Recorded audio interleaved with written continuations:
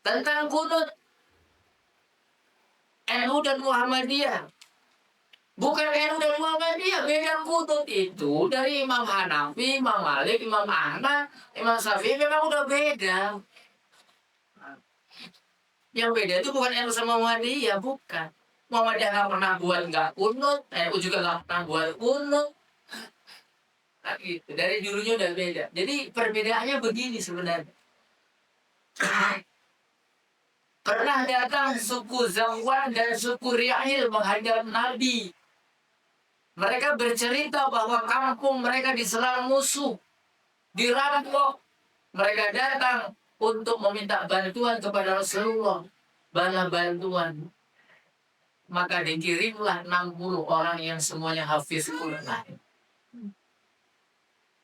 Setelah mereka berjalan, mereka 60 orang dibunuh semua sama utusan ini. Ngebohongin Nabi. Kayak mana Nabi gak marah? Akhirnya Nabi kunut mengutuk suku Ri'il dan Zawwan. 30 hari, 30 malam kunut gak pernah berhenti. Itu yang disebut dengan kunut nazilah, musibah. Orang NU karena memang pernah melihat Rasulullah itu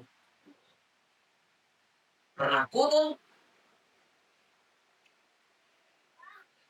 maka ada kunut subuh.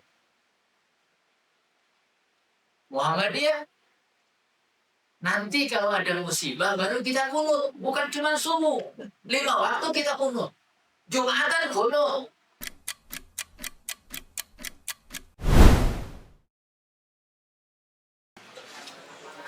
Assalamualaikum warahmatullahi wabarakatuh. Alhamdulillah. Alhamdulillahi Ahmaduhu wa nasta'inuhu wa nastaghfiruh.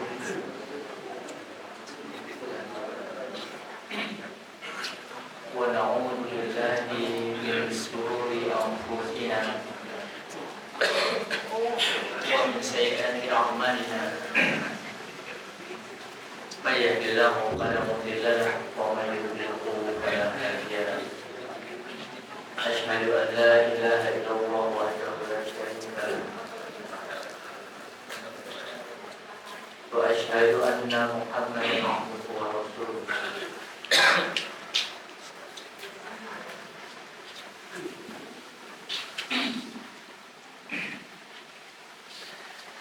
قال تعالى يا أيها الذين آمنوا اتقوا الله حق تقاته ولا تموتن إلا وأنتم مسلمون. وقال سبحانك لا علم لنا إلا ما علمتنا إنك أنت العليم الحكيم. اللهم إنا نسألك علما نافعا ورزقا طيبا وعملا متقبلا. اللهم إنا نسألك الجنة وما قرب إليها من قول أو عمل ونعوذ بك من النار وما قرب إليها من قول أو عمل.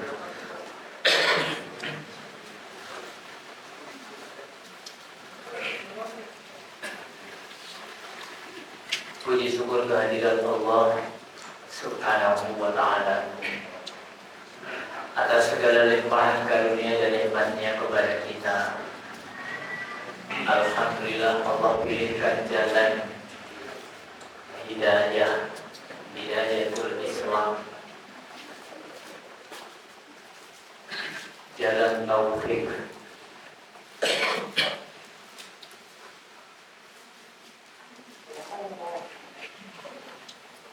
jalan Al-Qur'an yang bisa membedakan antara hak batil, halal haram, perintah dan larangan, tauhid dan syirik, sunnah dan bid'ah. Sebagai nikmat terbesar yang Allah pilihkan untuk dianugerahkan kepada kita. Kita berharap agar Allah memudahkan langkah kita untuk senantiasa beribadah secara istiqomah dan langkah kita untuk berdakwah, menyebarkan kebaikan, mengikuti jejak Nabi Sallallahu Alaihi Wasallam. Semoga kita menjadi umat yang diizinkan untuk bisa mendapatkan syafaatul husna. Amin ya rabbal alamin. Allahumma shalli wa sallim ala nabiyyina Muhammad. Amma ba'du, usikum binafsi bitaqwallahi faqad fazal muttaqun. Apa kabar Bapak sekalian?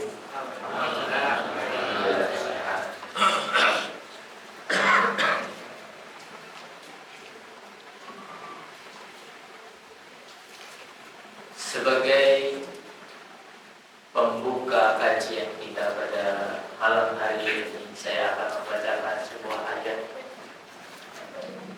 yang mungkin sudah banyak yang hafal.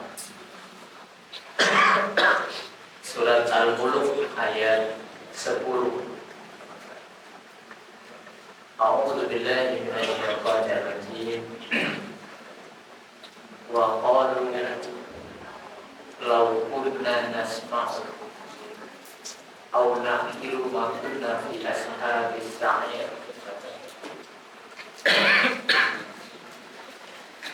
Yang artinya, dan mereka berkata,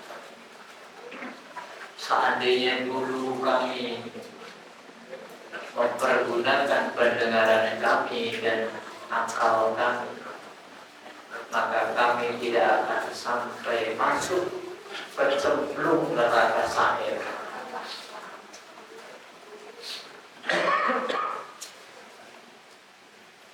Surat Al-Mulk ayat 10 menggambarkan kepada kita tentang satu kejadian di akhirat nanti, bahwa para penghuni neraka sa'ir adalah orang-orang yang selama hidup mereka di dunia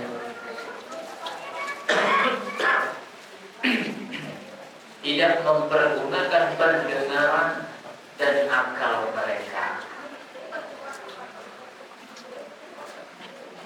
Mengapa tidak mempergunakan pendengaran menjadi salah satu sebab terbesar kerugian seseorang di akhirat? Karena mendengar ini adalah sebenarnya pekerjaan paling mudah. Mendengar itu ya cukup duduk mendengar kan? Ada filosofis kenapa jumlah telinga kita dua, di kanan dan di kiri, sementara jumlah mulut itu satu. Artinya kita disuruh lebih banyak mendengar daripada berbicara. Perbandingannya adalah 2:1. Kenapa harus dua, kanan dan kiri telinga? Karena terkadang yang kita dengar itu butuh klarifikasi, butuh keseimbangan. Jangan sampai kita hanya mendengar dari salah satu sisi saja, tanpa mendengarkan sisi yang lain.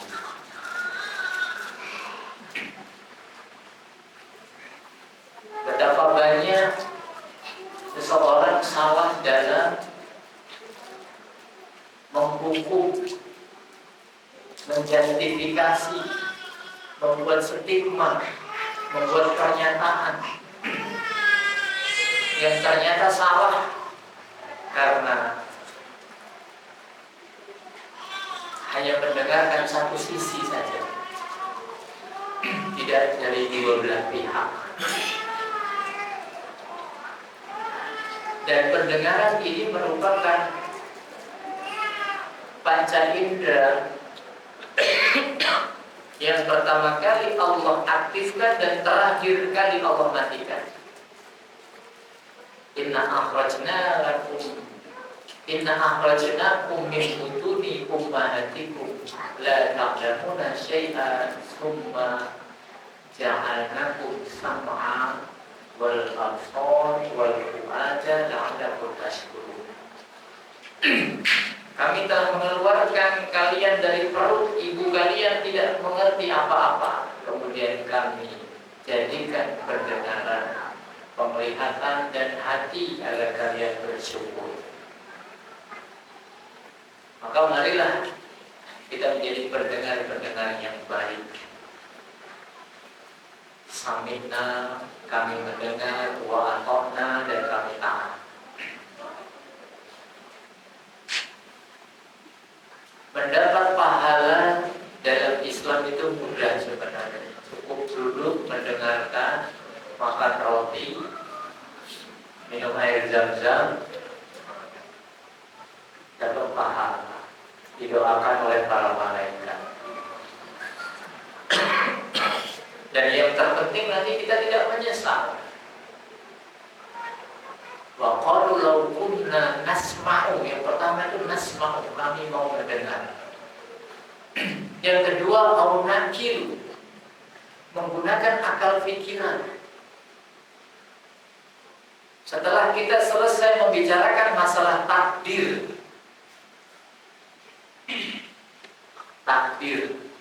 beriman kepada takdir. Allah memberikan otonomi kepada manusia, otoritas kepada manusia dengan diberikannya akal. Memang tidak semua agama itu harus masuk akal, tetapi akal menjadi bagian terpenting.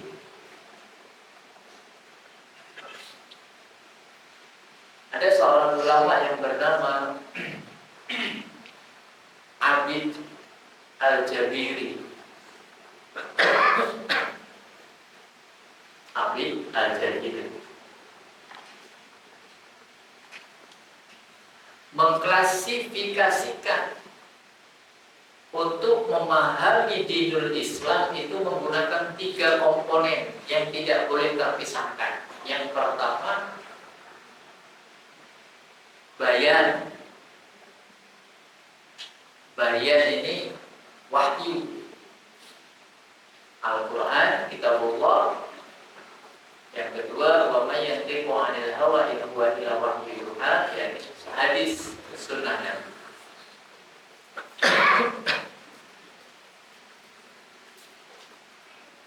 Yang kedua, burhan. Nah, burhan inilah akal atau logika. Yang ketiga, irfan atau hati.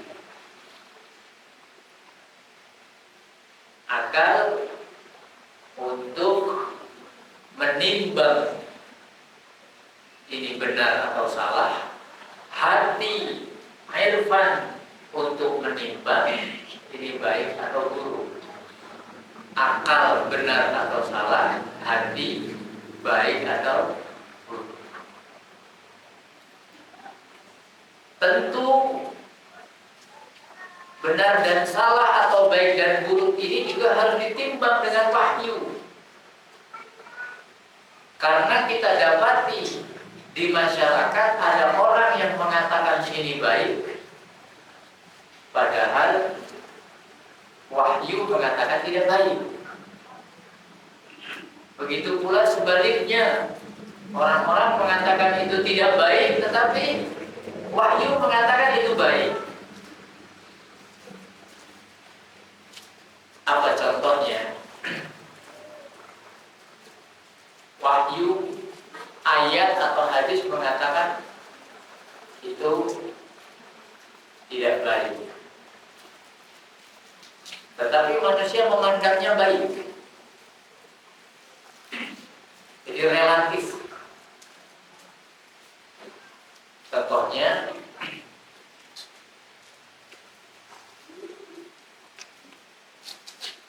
main gaple di pos ronda. baik tidak kasih ke orang, ya apa salahnya, ya kan baik-baik saja, tidak ada yang dirugikan. Nah, lalu kita tinjau bagaimana wahyu menilai perbuatan ini. Kalau dalam surat Al-Mu'minun disebutkan di ayat yang kedua,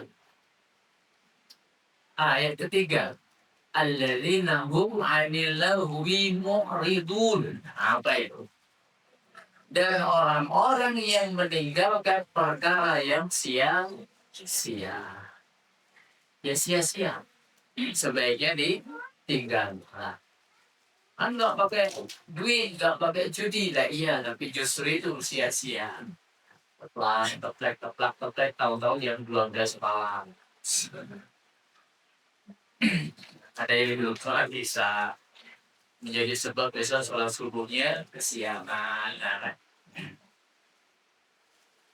ada juga yang orang memandangnya itu tidak baik, tidak baik dipandang dalam pandangan orang itu tidak baik. Tapi menurut agama baik.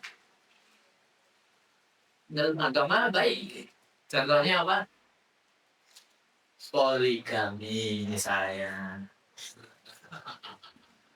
Ya orang tertentu lah ya. Maaf ibu ya. Kata ibu lah apaan sih poligami? Tapi Islam memandangnya itu baik. Tapi ibu bilang direksi enggak, cuma asal jangan suami saya. Juga benar salah itu ditimbang melalui hati.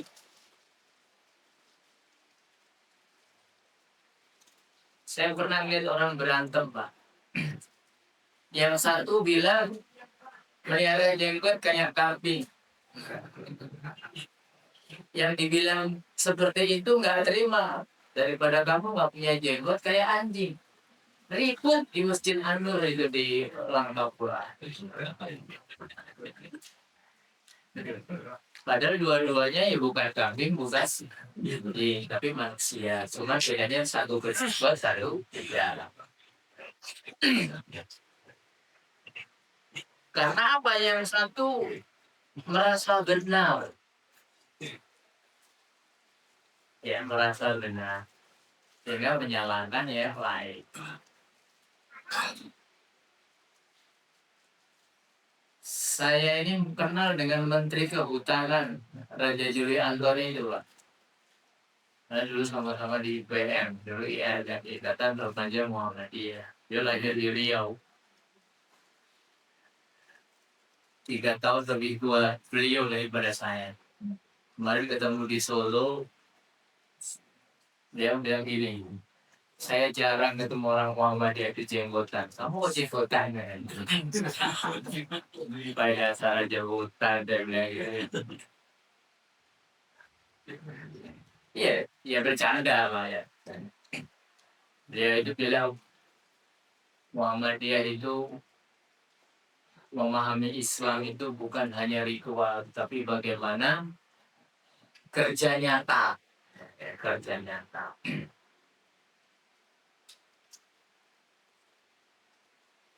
Jadi banyak hal orang-orang yang kurang memahami bagaimana baik dan buruk. Gak boleh yang penting baik. Yang penting baik itu gak bisa dalam Islam, tapi harus benar. Baik itu apa? Harus benar. Harus benar. Nah, nanti kita akan lihat contohnya, Pak. Artinya, wajib bagi orang yang beriman secara adil menggunakan pendengaran, penglihatan, hati, dan akal itu secara utuh untuk memahami agama Islam secara benar. Karena masih banyak orang yang bilang, saya ini belum bisa datang ke masjid, saya ini masih banyak maksiat. Nah, dianggap ucapan itu benar. Percuma orang pakai jilbab, mulutnya aja belum bisa dijauhkan, masih suka lipat. Jadi jangan disandingkan seperti itu. Ya kapan Ya. Dalam sebuah riwayat saya pernah ketemu membaca dalam sebuah riwayat, saya lupa nih hadisnya itu kan, riwayatnya saya ingat gitu. Maknanya itu begini. Seandainya orang mau berdakwah nunggu dia pintar, maka tidak akan ada dakwah. Orang merasa saya masih belum bisa, saya masih belum mampu, saya masih bodoh, gitu terus. Jadi tidak ada acara, tidak ada dakwah. Atau ketika orang mau ibadah dan nunggu dia bersih dari maksiat, dari dosa, maka tidak akan ada orang yang beribadah. Kita beribadah ini kan ya tahu kan kualitas ibadah kita. Sedekah ya agak kurang ikhlas sedikit, tapi tetap sedekah. Sholat banyak nggak khusyuknya, tapi tetap sholat. Kan begitu. Kita tahu lah kekurangan-kekurangannya, tapi tidak kita jadikan sebagai alasan untuk tidak kita berbuat. Jangankan kita jamaah sekalian, sahabat Umar bin Khattab radhiyallahu ta'ala anhu pernah berkata begini. Seandainya ada suara dari langit yang berkata seluruh penduduk dunia ini masuk surga semuanya kecuali satu yang masuk neraka, aku menyangkal yang satu orang itu adalah aku sendiri. Itu sahabat Umar yang levelnya seperti itu masih merasa banyak salah, bahkan sampai ngomong seperti itu. Tidak pernah merasa dirinya yang paling baik, paling suci. Ya. Merasa ada sesuatu yang memang kurang.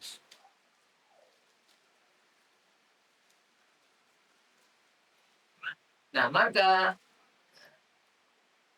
senantiasa kita berjuang, berjihad, memaksakan diri kita untuk taat kepada Allah itu jauh lebih baik daripada cuma banding-bandingin terus.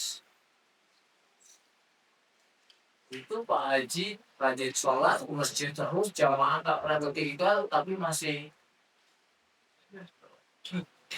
masih apa? Dan lain-lain. Jadi nilai seperti itu. Nah, hadirin sekalian, Islam itu mengajarkan kita tidak taklid. Tidak boleh kita mengatakan asal dia yang berkata pasti benar. Itu tidak boleh seperti itu. Imam Muhammad Ali dari Imam Besar Masjid Suriah itu pernah berkata, terkadang Allah menggelincirkan lisan ulama untuk menguji kalian. Ini membahas tentang tercelanya taklid buta. Terkadang Allah menggelincirkan lisan ulama untuk menguji kalian. Saya ambilkan contoh jamaah sekalian. Ada dalam sebuah kitab lah ya. Saya nggak sebutkan kitabnya. Di situ dikisahkan sebuah riwayat bahwa dulu pernah ada orang solih dengan satu wudhu dia beribadah 12 hari 12 malam dengan satu wudhu. Sebuah kitab ditulis begitu. Dulu ada orang solih 12 hari 12 malam beribadah dengan satu wudhu. Gak batal wudhunya setengah bulan, gak tidur, gak kencing, gak BAB, gak tidur pulas, kan nanti begitu konsekuensinya. Laju istimewanya apa sih orang bisa nahan bantal wudhu sampai 12 hari itu istimewanya apa? Nah kan kita punya akal kemudian untuk menimbang itu, jangan kemudian taklid saja. Ya wajar lah namanya wali, misalnya gitu kan. Wali apa? Wali kota, wali santri. Wali santri. Wah dia tingkatannya udah beda. Nah itulah kadang-kadang, itulah yang disebut dengan taklid buta. Daya nalarnya itu sudah, ya nggak mungkin lah dia itu bohong misalnya gitu kan, nggak mungkin. Nah, ada lagi, saya dengar di YouTube itu ceramahnya Habib Bahar bin Smith. Nah, biar nggak terjadi fitnah, boleh dicari nanti, masih YouTube-nya. Beliau bilang, menceritakan tentang salah seorang nenek moyangnya yang bernama Habib Fulan bin Fulan itu setiap rakaat sholat itu selalu menghantamkan satu kali Al-Quran. Setiap rakaat. Di luar bulan Ramadan. Ini saya putar ini benar nggak sih ya? Kayak mana bacanya? Kemarin saya juga melihat seorang ibu di Palestina tasmi memperdengarkan hafalan Al-Quran 30 juz itu 6 jam, Pak. 6 jam dengan bacaan yang sangat cepat karena beliau hafizah ya. 6 jam, butuh waktu 6 jam. Atau biasalah umum di Indonesia kalau tasmi hafalan setoran untuk apa itu sekali duduk 8 jam segala macam. Memang mungkin tapi kan 8 jam. Ada sholat satu rakaat 8 jam. Saya kok curiga, saya husnuzon baik sangka. Curiga jangan-jangan yang dibaca oleh Habib Fulan bin Fulan itu Qul huwallahu ahad 3 kali. Pahalanya setara dengan anak. Nah itu mungkin kalau itu Qul huwallahu ahad dibaca 3 kali setiap rakaat, logis. Kejangkau cuma 4 ayat pendek-pendek kan. Jangan-jangan salah ngomong atau salah paham gitu ya. Karena apa akalnya enggak? Astagfirullahaladzim. Ya itu ya terpaksa saya bilang gitu, akalnya nggak dipakai. Kita itu kan manusia biasa. Ada namanya hukum waktu. Masa iya? Setiap hari 17 kali hatam Al-Quran. Ya kan? 17 rakaat kan kita salah. Benar, saya nggak salah dengar sebelum saya sampaikan, saya sudah berulang-ulang saya bilang, oh ini saya jadikan contoh. Supaya kita tidak taklid. Dia tidak asal percaya gitu. Tidak asal percaya. Nah itu tadi. Wa qalu law kunna nasma'u aw na'qilu ma kunna fi ashabis sa'ir. Makanya maaf. Boleh kok dalam beragama itu kritis. Gak ada yang melarang. Hanya dalilnya, surat apa, ayat berapa, hadisnya dari mana. Kalau memang doi sampaikan doi, kalau sahih ya sampaikan sahih. Gitu. Rasulullah sudah mengancam man kadzdzaba alayya muta'ammidan falyatabawa maq'adahu minan nar. Barang siapa yang sengaja berbohong atas namaku maka persiapkan tempat duduknya di dalam surga, di dalam neraka. Dalam neraka. Nah, yang sulit kan? Ya bisa kan ya, ngomong neraka, ngomong surga itu kan jauh gitu.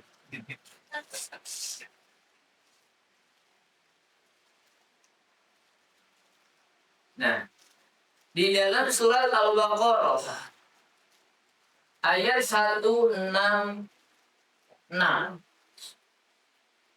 Ittabarra'a alladhina tubi'u minal ladzina taba'u wa ra'awul 'adzaba wa taqatta'at bihimul asbab. Yaitu ketika orang-orang yang diikuti berlepas tangan dari orang-orang yang mengikuti. Orang-orang yang secara taklid buta, ngikut-ngikut saja tanpa adanya daya kritik. Boleh nggak sih kritik guru, kritik ustadz? Boleh. Cuma diatur caranya. Saya pernah, Pak, dikritik ketika misi pengajian pimpinan daerah Muhammadiyah Pesawaran. Saya mengajarkan tentang bagaimana kiat-kiat sholat khusyuk. Sholat khusyuk. A, B, C, D, E, F, G, dan seterusnya. Sholat khusyuk itu begini-begini kiat-kiatnya. Ada yang tanya. Ketika sudah materi selesai, sampai ke sesi tanya-jawab, ada bapak-bapak yang tanya. Pak Ustadz, enak betul Pak Ustadz itu ngajarin bagaimana kami harus sholat khusyuk. Beliau bilang begini, orang sini ini para petani Pak Ustadz. Yang cara mereka bertani itu, modalnya ngutang.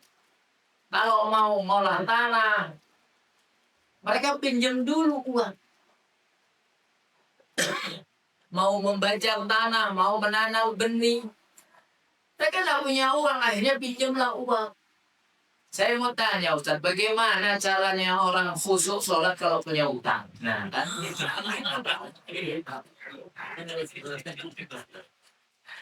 Lah ini logis, jangan aja kita marah. Kamu lancang amat tanya kayak gitu. Lah ini pokoknya berarti iman kamu dong. Jangan begitu. Iya juga ya. Kayak mana caranya khusyuk orang yang punya hutang? Di antara kami juga ada pedagang-pedagang kecil. Omsetnya mungkin 30.000 sampai 50.000 sehari. Mereka punya 2-3 anak. Kebutuhan mereka sehari itu bisa lebih daripada hasil jualannya. Ada yang jual keripik, ada yang jual, kan banyak keripik di sana, Pak. Ya contoh apa jual keripik, Pak. Kayak mana caranya contohnya? Sholat khusyuk bagi orang yang antara penghasilan dan pengeluarannya tidak sesuai. Gedean pengeluarannya. Kayak mana sholatnya khusyuk? Kan jadi masalah ini, tapi harus solusi. Ya. Kita kasih solusi.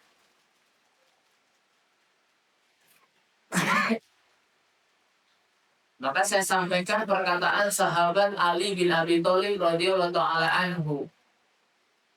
Dia pernah berkata, janganlah kalian berbicara tentang akhirat di hadapan orang yang perutnya lapar. Orang itu perutnya lapar. Menunjukkan sebuah kondisi. Ya misalnya hari ini ya, kita datang ke Sumatera Barat, ke Aceh, Sumatera Utara yang sedang terkena musibah banjir.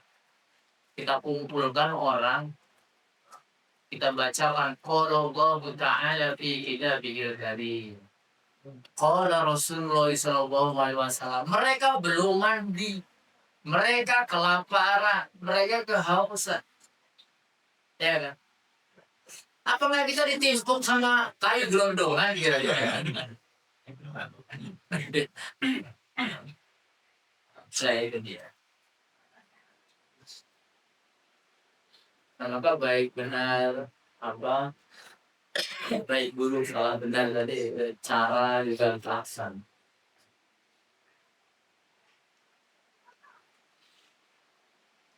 Dulu Abu Yusuf itu salah seorang muridnya Abu Hanifah.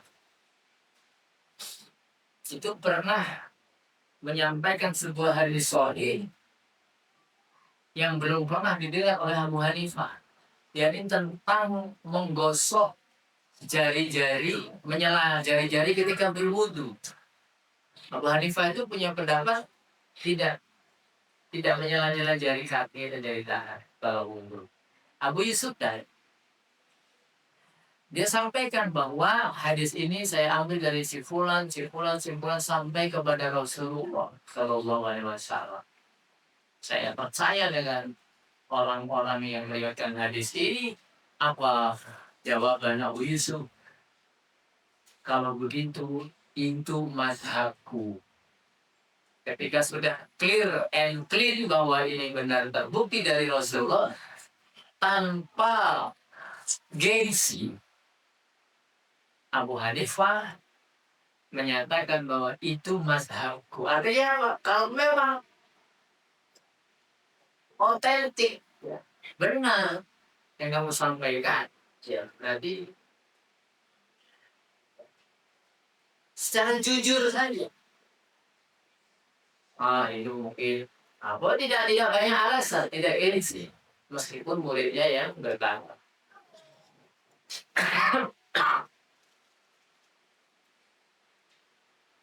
Inilah yang sebenarnya banyak sekali para sahabat juga demikian. Artinya tidak memiliki rasa gengsi, rasa malu untuk menerima kebenaran, maka dipopulerkan dengan hadis unzur maqala wala tadur maqala. Lihatlah apa yang disampaikan, jangan melihat siapa yang menyampaikan. Bahkan dalam kitab salah sebuah kitab Hilyatul Auliya, dulu ada seorang ulama ketika ngajar itu nggak mau Pak dilihat sama jamaahnya, Dia bersembunyi di balik tabir, ngajarin murid-muridnya, ngajarin umat, tanpa pernah menampakkan wajah. Kemudian ditanya sama orang, kenapa engkau tidak mau direkam? Istilahnya kalau sekarang ya, tidak mau ditampakkan. Engkau hanya mau menyuarakan saja, hanya orang kenal suaramu saja. Apa kata beliau? Aku khawatir kalau mereka melihat wajahku, mereka nggak percaya dengan apa yang aku ucapkan. Karena ulama ini memiliki cacat fisik. Cacat fisik. Kalau suaranya luar biasa, ilmunya luar biasa. Nah itu yang diketahui orang, dia nggak mengekspos dirinya. Nah, akan tiba saatnya di akhirat nanti orang-orang yang diikuti itu berlepas diri. Maka dalam Islam tidak dibenarkan mengikuti atau seorang guru, seorang alim mengatakan ikutilah saya. Tidak boleh bilang begitu. Imam Syafi'i itu pernah berkata begini, tidak halal bagi kalian mengambil pendapatku. Imam Syafi'i pernah berkata begini, tidak halal bagi kalian mengambil pendapatku sementara kalian tidak tahu dari mana aku mengambil pendapat itu. Clear betul. Saya ulangi kalimatnya, tidak halal bagi kalian mengambil pendapatku sementara kalian tidak tahu dari mana aku mengambil pendapatku ini. Artinya apa? Disuruh merujuk kepada sumbernya langsung. Karena banyak yang terjadi dalam kitab fikih itu berbeda antara ulama satu dengan yang lainnya karena memang beda dalam pemahaman. Alur logikanya yang berbeda. Saya ambilkan contoh ya bahasa kalian. Tentang apa ya? Ya saya ulang lagi, yang populer lah, yang populer antara Imam Malik dan Imam Syafi'i berbeda pendapat terkait dengan kriteria memilih calon istri. Kriteria memilih calon istri. Coba saya akan uji di sini. Berbeda pendapat atau tidak jamaah sekalian? Satu dengan yang lain. Ada seorang wanita cantik, rupawan wajahnya, tetapi akhlaknya buruk. Satu lagi ada wanita yang wajahnya biasa-biasa saja, tapi akhlaknya baik. Maksud saya biasa-biasa saja itu kalau jenengan bilang ya jelek lah itu wajahnya ya. Tapi akhlaknya banyak, ibadahnya bagus. Milih yang mana? Yang cantik tapi akhlaknya baik. Nah ini dia. Tidak ada soal.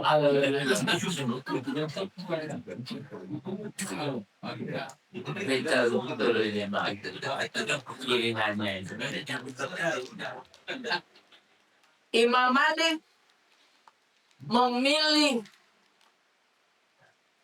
wajah yang biasa saja tapi akhlaknya baik, ibadahnya baik. Itu Imam Malik. Beda dengan Imam Syafi'i. Aku milih yang cantik meskipun akhlaknya buruk. Kok bisa begitu? Ya nanti akhlak itu biar saya ajarin. Saya ajarin bagaimana berakhlak baik. Saya mau sabar ya kan. Nah kita ini bukan Imam Syafi'i. Ilmu kurang, kesabaran nggak ada, mau ngambil main cantik aja, akhlak buruk nggak apa-apa. Ya, bertahan berapa hari. Cantik sih cantik, tapi akhlaknya buruk. Tahu akhlak buruk banget. Terus sholat, susah, masak nggak mau. Lama-lama jelek orang ini, Pak. Ya, tapi itu udah pilihan Imam Syafi'i. Ya. Selalu saja. Padahal ini guru murid. Imam Malik gurunya Imam Syafi'i. Imam Syafi'i hafal kitab fikih gurunya Al-Muharram. Biasa sebenarnya berbeda pandangan. NU Muhammadiyah itu juga hanya gara-gara beda pandangan. NU Muhammadiyah Jamaah Tabligh juga beda pandangan. Maaf, saya pribadi, saya misalnya diajak huruf oleh Jamaah Tabligh, diajak. Saya bilang, saya punya pandangan, saya punya istri, anak. Kalau saya tinggal 40 hari, nanti saya di WA terus, nanti saya pokoknya macam-macam. Saya itu diskusi dengan saudara saya yang Jamaah Tabligh. Beliau bilang, iman kamu itu belum mantap. Tawakal saja sama Allah. Betul, dalilnya betul. Dalilnya betul. Saya juga punya dalil betul juga. Anfusakum wa ahlikum. Jagalah dirimu dan keluargamu dari api neraka. Kalau kamu nggak bertanggung jawab kepada keluargamu, saya nanti maulah khuruj itu nanti. Tapi kalau misalkan saya sudah 70 tahun, Pak, nggak ada yang ganggu saya lagi, dan saya mau pulang nginap-nginap di masjid. Itu beda pandangan, kan? Berbeda pandangan. Tentang kunut NU dan Muhammadiyah. Bukan NU dan Muhammadiyah, beda kunut itu dari Imam Hanafi, Imam Malik, Imam Ahmad, Imam Syafi'i memang udah beda. Yang beda itu bukan NU sama Muhammadiyah, bukan. Muhammadiyah nggak pernah buat nggak kunut, NU juga nggak pernah buat kunut. Nah, gitu. Dari dulunya udah beda. Jadi perbedaannya begini sebenarnya. Pernah datang suku Zawah dan suku Ri'il menghadap Nabi. Mereka bercerita bahwa kampung mereka diserang musuh, dirampok. Mereka datang untuk meminta bantuan kepada Rasulullah, bala bantuan. Maka dikirimlah 60 orang yang semuanya hafiz Quran. Setelah mereka berjalan, mereka 60 orang dibunuh semua sama utusan ini. Kamu bohongin Nabi. Kayak mana Nabi gak marah? Akhirnya Nabi kunut mengutuk suku Ri'il dan Zawah. 30 hari, 30 malam, kunut gak pernah berhenti. Itu yang disebut dengan kunut nazilah, musibah. Orang NU, karena memang pernah lihat Rasulullah itu pernah kunut, maka ada kunut subuh. Muhammadiyah, nanti kalau ada musibah baru kita kunut, bukan cuma subuh. 5 waktu kita kunut. Jumatan kunut. Ada kan? Nah, Imam Syafi'i berkata, seandainya sebuah ibadah hanya dilakukan sekali saja oleh Nabi dan ini sahih, maka boleh dilakukan berkali-kali oleh umatnya. Itu pedomannya Imam Syafi'i. Seandainya ada sekali saja perbuatan Nabi dan itu hak sahih, maka umatnya boleh mengulang-ulang itu. Bisa dipahami ya? Beda dengan Muhammadiyah dalam memahami. Muhammadiyah memahami begini, konteksnya apa? Kenapa Rasulullah melakukan sesuatu itu, konteksnya apa? Dikaitkan dengan sebab. Kalau tidak udah sebab, tidak usah dilakukan. Itulah disebut dengan tekstual dan konteks tua. Insya Allah gak akan ketemu ila yaumil qiyamah. Gak ketemu. Masing-masing bisa mendapat pemahaman. Nah, maka fa'in tanaza'tum bisyai'in farudduhu ilallahi wa rasul in kuntum tu'minu billahi wal yaumil akhir. Sebuah komitmen bersama, kalau kita berselisih terhadap sesuatu, ayo rujuk kepada Allah dan Rasul, kepada Al-Quran dan hadis. Rujuk ke sana. Ini kalimat ini bener aja diamalkannya beda-beda loh, Pak. Memang kamu pikir saya itu nggak rujuk kepada Al-Quran dan Sunnah?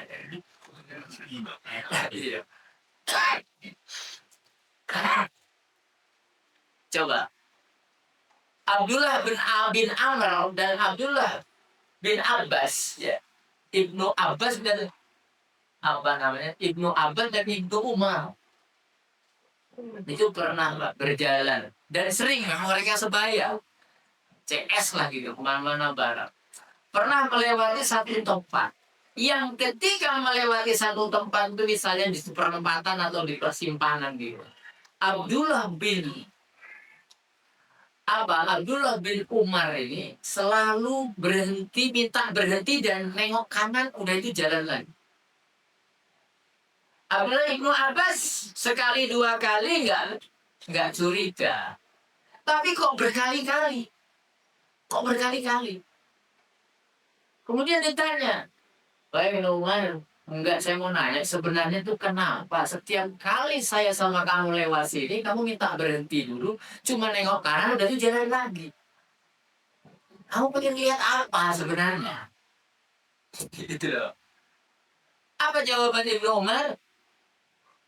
"Dulu saya pernah berjalan lewat jalan ini bersama Nabi SAW. Dan Nabi berhenti di tempat saya berhenti, kemudian Nabi nengok kanan, kemudian jalan lagi. Cuman itu alasan kamu?" Iya. Ini Yunah apa ya? Kamu nggak tanya kenapa Nabi berhenti di sini? Kayak saya tanya sama kamu, enggak. Saya nggak banyak tanya. Nabi berhenti di sini, berhenti. Saya berdiri di posisi beliau berdiri, nengok kanan, itu jalan lagi. Cuman gitu doang. Jadi kan ini pemahaman. Salah atau tidak ini Umar? Ya enggak salah. Tapi memang gaya para sahabat itu seperti itu. Apapun yang dilakukan Nabi, ya bahkan sampai hari ini kita itu bingung sebenarnya. Apakah fi'liyah atau perbuatan Nabi itu juga ada anjuran untuk kita lakukan? Fi'liyah perbuatan Nabi. Maka ulama menjabarkan ada yang iya, ada yang tidak. Contoh perbuatan Nabi yang tidak boleh kita tiru adalah Nabi itu pernah puasa nyambung, Pak. Dalam Sahih Bukhari Muslim, dalam kitab Nurul Marjan itu ada kalimat, Nabi nggak buka puasa nyambung, puasa wisol. Sahabat juga bertanya, "Kenapa engkau nggak buka ya Rasul? Apa nggak lapar?" Beliau menjawab, "Allah yang memberikan aku rezeki dan kalian nggak boleh, kalian aku buka." Pernah ya? Ada beberapa pengecualian yang itu hanya Rasulullah sendiri yang boleh. Menikah sampai 9, ada yang sampai 13 dalam riwayat kan. Kalau bapak mau kayak gitu, tidak boleh. Cukup 4 kalau mau seadil, ya. 4 aja. 2 aja udah repot. Memang kalau 2 repot, Pak. Kalau 4 langsung ke sabun.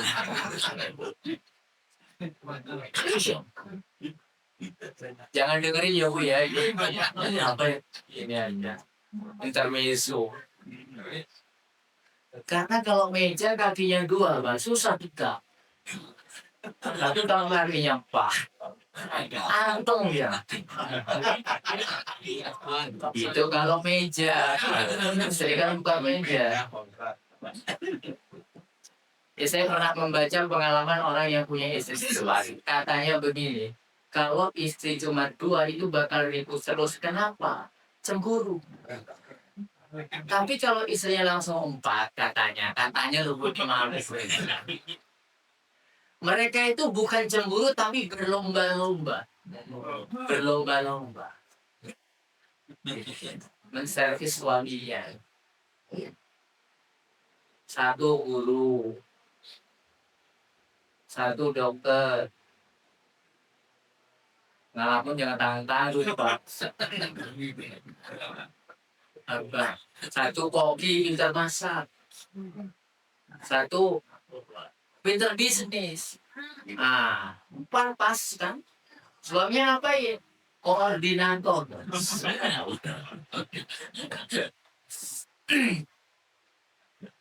lupakan saja Bu, nanti saya di boykot sama yang begitu. Tapi itu aja mau. Nah, bakal berlepas diri, maka betul kita nggak boleh ta'assub, fanatik. Maka ya maaf ya, Muhammadiyah mengambil manhaj bukan mazhab. Karena apa? Ini juga perbedaan pendapat. Tidak mengkhususkan kepada mazhab satu mazhab Syafi'i itu tidak. Karena apa? Hadis sahih bisa saja lewat pintu Abu Hanifah, bisa saja lewat pintu Imam Malik, lewat pintunya Imam Ahmad bin Hanbal. Tidak melulu Imam Syafi'i. Bukan berarti kita nggak suka dengan Imam Syafi'i, tidak. Kita membuka diri.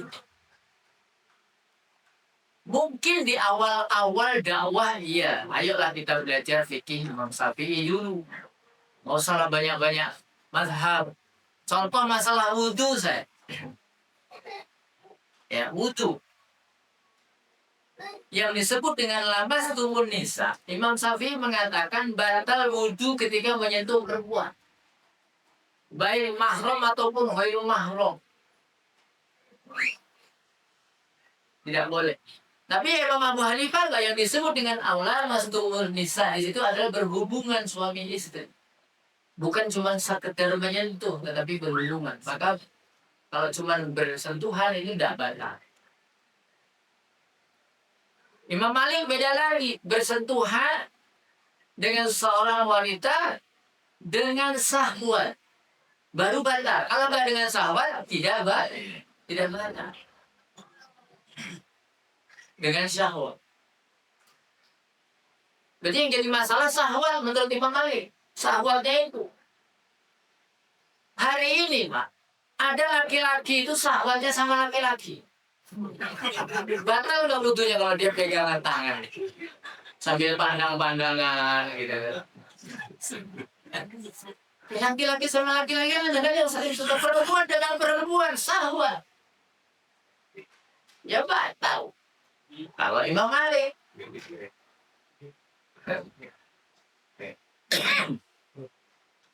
Nah, maka apa ya? Tidak taklid buta. Karena nanti yang diikuti itu akan berlepas diri. Ya. Ittabarra alladzina tubi'u min alladzina tabau wa ra'awul azaba wa taqatta'at bihimul asbab. Akan datang nanti sendiri-sendiri kita menghadap Allah. Tidak dibenarkan kita itu saya mau yang penting saya ikut kiai gitu. Itu betul nggak boleh loh melalui ayat ini. Tapi maaf ya, saya pernah dengar ceramahnya siapa PBNU itu yang Pak Yahya Yangkut itu yang dari pecah. Dia bilang begini, asal ngikut kiai selamat, asal ngikut kiai. Dia mengumpamakan begini, saya punya mobil, kamu mau ke Raja Basah, saya mau ke Raja Basah, saya yang nyetir, udah kemudian duduk sampai. Nah, analogi ini bisa iya, bisa benar. Bisa benar, bisa salah. Benar kalau memang dia naik mobil, nyetir, ya sampai Raja Basah. Tapi kalau ini sebagai analogi ke surga. Coba, hari ini kita sangat banyak informasi di media sosial yang disampaikan oleh yang mirip-mirip ulama. Tapi kita kalau mau sedikit menggunakan akal kita itu bisa ya, bentar lagi 1 menit lah. Itu kita akan punya daya, iya gak sih, contoh ya. Ada seorang yang bercerita, ya Ustaz, ceritanya begini.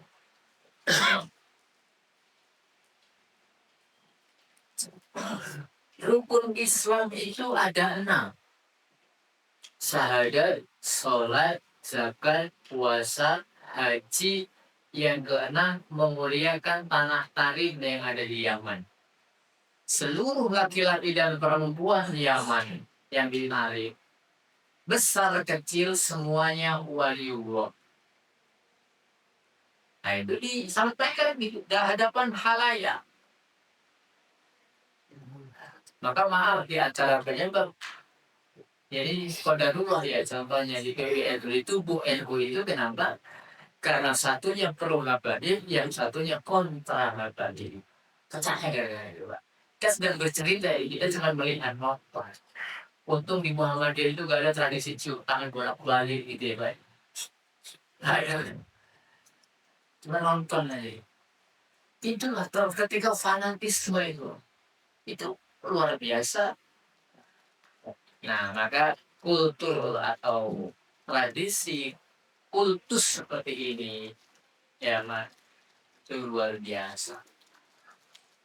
Bahkan saya dengar ceramah Habib Lutfi itu bilang di Al-Quran itu kan ada surat Yunus betul, surat apa, surat Yunus, Yusuf, ada betul ya kan, surat Musa, ada nggak surat Musa? Nah itu dia, ceplosan mungkin salah ya, tapi kan ini mudah sebenarnya, nggak ada surat Musa. Nah ini kadang-kadang hal-hal yang oke, maka itu benar kita nggak boleh kan taklid budaya. Ayo secara kritis, ya, tidak belajar itu membangkitkan hal kayak gitu. Karena tidak bisa ayat-ayat yang kita bahas tadi adalah surat Al-Mulk ayat 10, surat Al-Baqarah ayat 16, 6 dan 167. 167-nya dibaca sendiri, 166, 167. Ya, itu terkait dengan larangan taklid buta. Nasru minallah wa fathun qarib wa basyiril mu'minin. Allahumma arina al-haqqa haqqan wa arina ittiba'ah wa arina al-batila batila warzuqna ijtinabah. Subhanallah wa bihamdika asyhadu an la ilaha illa anta astaghfiruka wa atubu ilaik. Wassalamualaikum warahmatullahi wabarakatuh.